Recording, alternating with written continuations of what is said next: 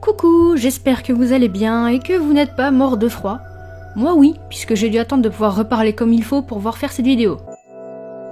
Bon, je suppose que vous avez lu le titre de la vidéo. Aujourd'hui, j'ai eu envie de changer un peu du dessin habituel. En fait, le pixel art me manquait, et au moment où je décide de m'y remettre, je tombe sur cette nouvelle idée sur Instagram. Je sais plus où, mais si je le retrouve, je vous le mettrai en annotation. Et quand je l'ai vu, je me suis dit, ça, c'est énorme, et j'ai direct voulu vous le proposer. Alors oui, j'imagine que certains connaissent déjà, mais quand on vit dans une grotte comme moi, c'est la découverte de l'année. Alors, j'ai pas fait d'essai hors caméra, alors je sais pas trop ce que ça va donner, on verra. Alors, le dessin sans feutre, c'est parti. Il nous faut une planche en carton, indispensable. Moi j'ai pris celle qui est au dos de mon bloc de feuilles. Une feuille blanche, de préférence un peu cartonnée comme les Bristol, mais c'est pas une obligation.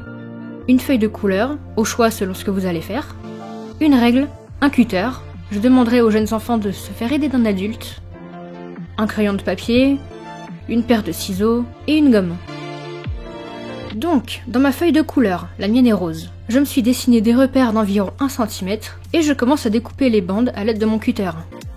Et c'est là que vous allez comprendre l'utilité de la planche en carton. Je pense que si vous faites ça directement sur la table de la cuisine, vos parents risquent de vous pendre par les pieds dans le grenier. Moi je dis ça, je dis rien, je vous aurais prévenu, je veux pas d'histoire. Donc oui, au final je coupe mes bandelettes au cutter parce que je sais pas pourquoi, au ciseau, ça a pas marché aujourd'hui. J'ai fait ça comme une enfant de 4 ans, au moins là je suis sûre que c'est droit.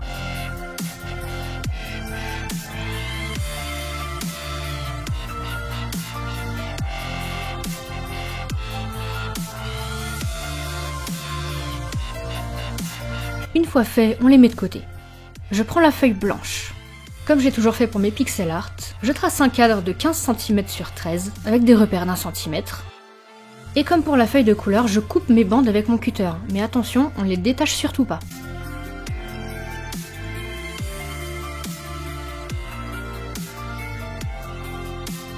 Voilà, je vous laisse voir ce que je veux obtenir.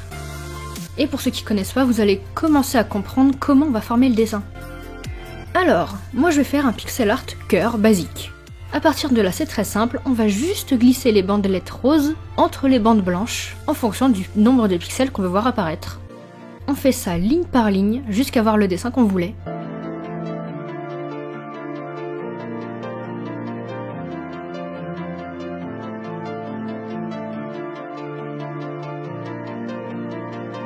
Je vais vous montrer ce que ça fait au dos.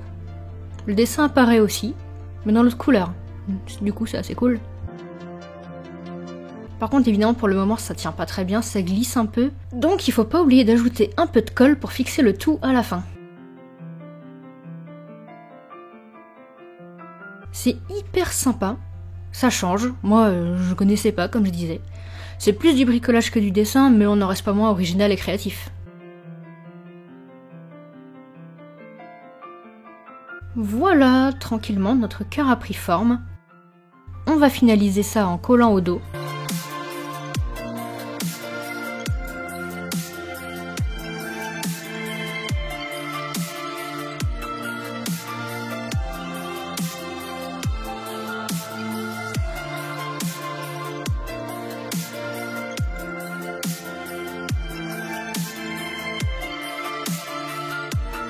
Top, ça tient super bien maintenant.